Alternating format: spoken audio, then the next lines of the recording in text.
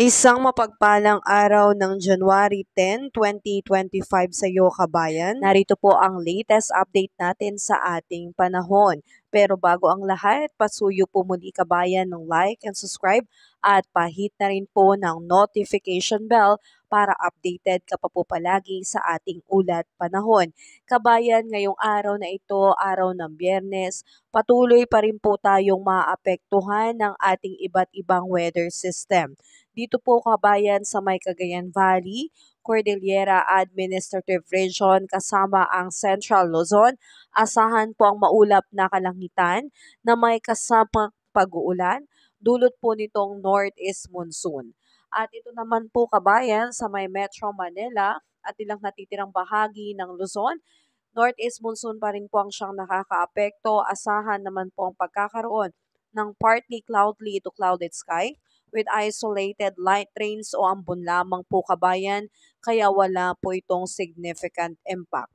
Samantalang ito nga pong shoreline na nagdadala po ng pag-ulan at maulap na kalangitan sa may Visayas, Bicol Region, Mimaropa, Quezon at Dinagat Island. Kaya pinag-iingat natin ang ating mga kababayan dahil posible pong makaranas ng heavy to intense rain po at posible po itong magdulot ng mga biglaang pagbaha and landslide. Sa ngayon, kabayan, inaasahan natin ngayong araw ng Biyernes ang ating air temperature dito sa Lawag ay aabot ng 31 degrees Celsius, Baguio 22 degrees Celsius, Metro Manila 30 degrees Celsius, Tagaytay 29 degrees Celsius. Maulan sa Tugigaraw 26 degrees Celsius, maulan din po sa Legazpi 29 degrees Celsius. Sa may Calan Island at Puerto Princesa, maulan din po 31 degrees Celsius. Iloilo at Tacloban, Cebu po, maulan din po dyan. Sa Iloilo, Cebu 31 degrees Celsius, Tacloban 29 degrees Celsius. Dulot po yan ng shoreline.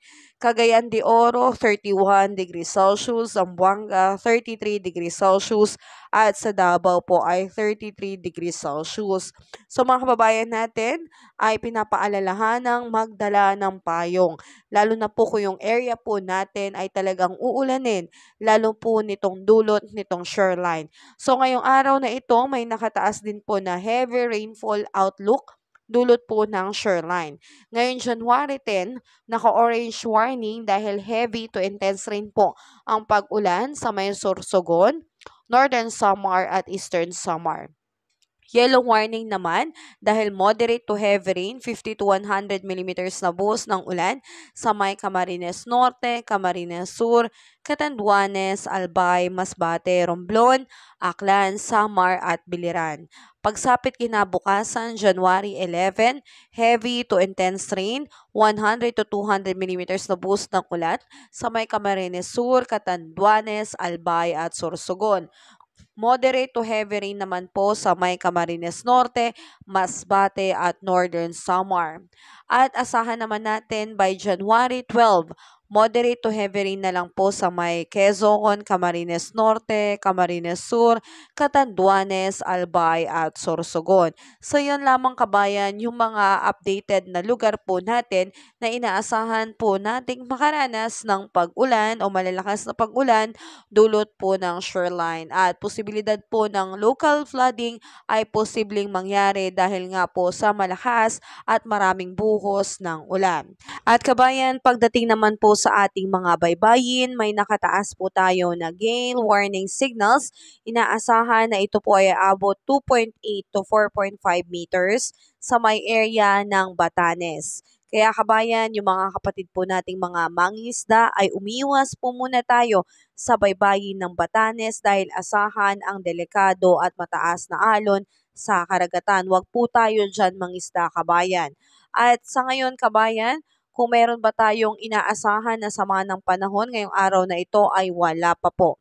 Makikita natin sa ating weather system na malinis po, wala po tayong LPA sa loob at labas ng Philippine Area of Responsibility. So, ibig sabihin, wala pa pong bagyo, wala pa po si bagyong Auring. Pero kung magkaganon man kabayan, at meron man tayong maimomonitor, ay patuloy ko po kayong i-update. So mag-tune in lamang po tayo dito kabayan, at bago ko tapusin ang aking video, salamat sa iyong suporta kabayan, at makikisuyo ulit ng iyong like and subscribe, at pahit na rin po ng notification bell para patuloy ka pong maging updated sa ating ulat panahon. Salamat, ingat kabayan, God bless po sa inyong lahat.